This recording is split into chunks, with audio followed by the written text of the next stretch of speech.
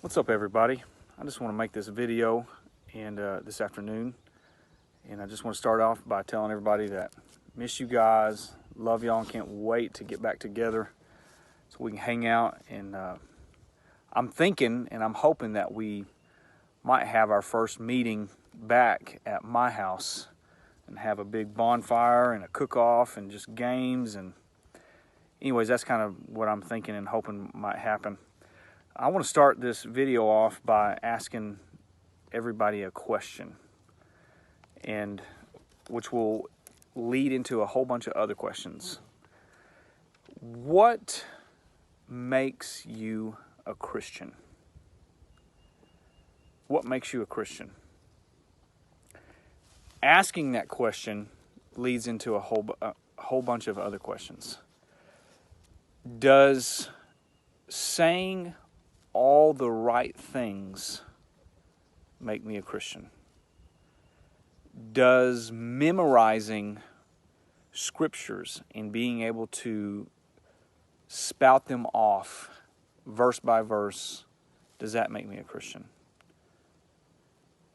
Does being in the church every time the doors are open, I go to every service, Wednesday night, Sunday morning, Sunday school, all those things, does that make me a Christian? Does observing all of the Old Testament festivals and observations and laws and regulations, me observing all of those things, does that make me a Christian? Using all the terminology, Christianese, all the Christian words, does that make me a Christian? Now here's a big one. Does me being raised in a Christian home where my parents are Christian, my grandparents are Christian, every night we sit at the dinner table and we pray and we ask a blessing, does that make me a Christian? Well, the answer to all of those is obviously a resounding no. And so I want to. You may be thinking, oh my gosh, some of those things, I don't know about that. Well, I want to read something to you. Okay, John chapter 15, verse 1. It says, "I am the true grapevine, and my Father is the gardener. He cuts off every branch of mine that doesn't produce fruit, and he prunes the branches that do bear fruit so that they will produce even more. You have already been pruned and purified by the message I have given you. Remain in me, and I will remain in you. For a branch cannot produce fruit if it is severed from the vine, and you cannot be fruitful unless you remain in me." And so what I want to talk about just briefly here, and this is probably going to be a shorter video, is claiming to be a Christian by proxy. And what do I mean by proxy? Well, the definition of by proxy means by someone or something else. And I feel like we are living bumping shoulders and being out there in the world, being around other people. I feel like our definition of Christianity needs to be defined through the scriptures.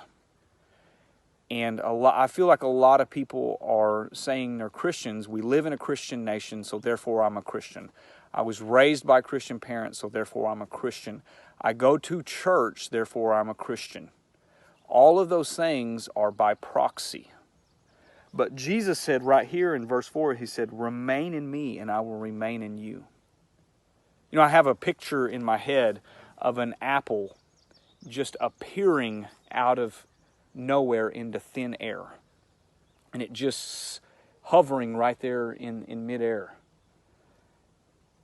That would never happen. It would be impossible. Physically impossible, because every apple is being produced by a seed that was connected to a branch that was connected to an apple tree. And so Christians or the society that we live in now will define Christians by proximity or things that we can produce or things that we can manifest on the outside. That makes us a Christian. I'm not a Christian because I observe different festivals or different regulations of the Old Testament. I'm not a Christian because I follow Shabbat, or I'm not a Christian because I observe that the Sabbath is only on Saturday. All those things are true. Sabbath is on the Saturday. There is such thing as a Shabbat. But me doing those things do not define me as a Christian. Those, I would be claiming Christianity by proxy. Christianity, true Christianity, is having a relationship with Jesus Christ. Every day, getting in, bumping shoulders, rubbing elbows with Jesus through His Word and through prayer and being submitted to His Lordship and saying, hey, God, I was on this path for my own life, but now I'm submitted to You. Where do You want me to go? Jesus, I'm living for You today. But for us to say, hey, I am a Christian because I can do these things, or I've done these things, or I can look like this, or act like this, or talk like this, those are all definition by proxy. And that does not make us a Christian. You remember that story in the New Testament where Jesus was talking about at the end of the age when all those different people would come up to Him in the end and said, well, hey, Jesus, I prophesied in Your name. I did all these different things. And Jesus was like, I didn't know you. I fed the poor. I did all these different things. I produced all these works. I produced all these different things that made me look. Everybody else thought I was a Christian on the outside.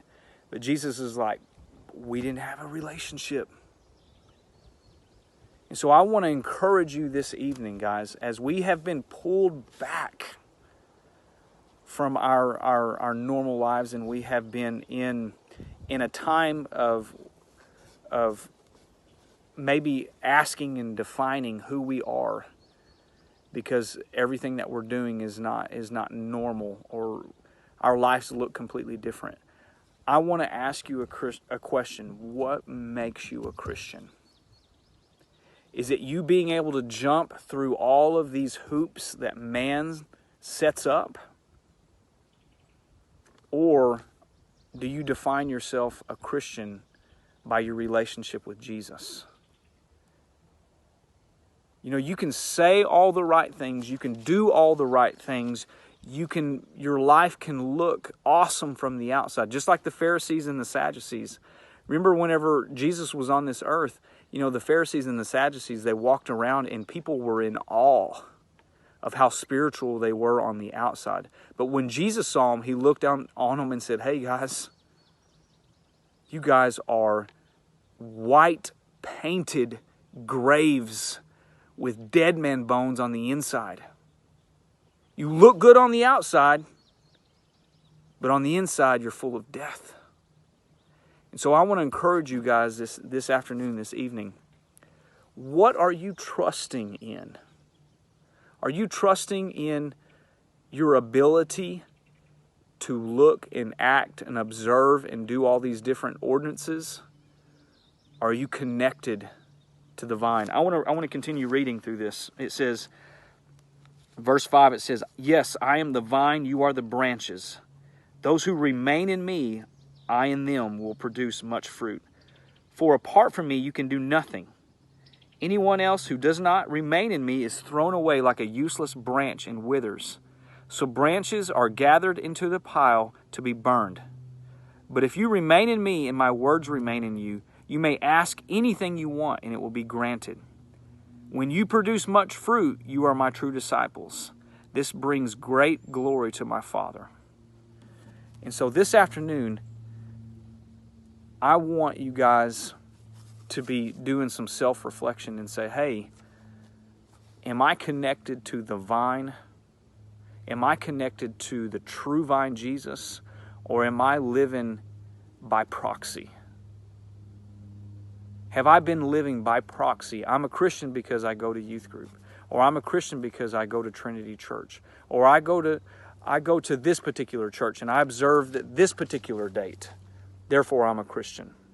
I live by the 10 Commandments, so therefore I'm a Christian. Well, I follow the Torah, I'm a Christian. Well, I follow the Talmud, so I'm a Christian. Or I do this, or I do that.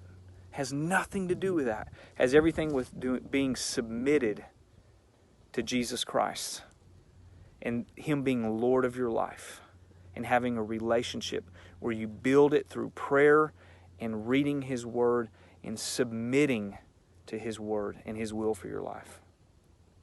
Guys, I love y'all, and I cannot wait to see y'all again. Hope this video was a blessing, and I hope you guys your lives are full of the peace and joy that God brings through His Son Jesus and through His Word.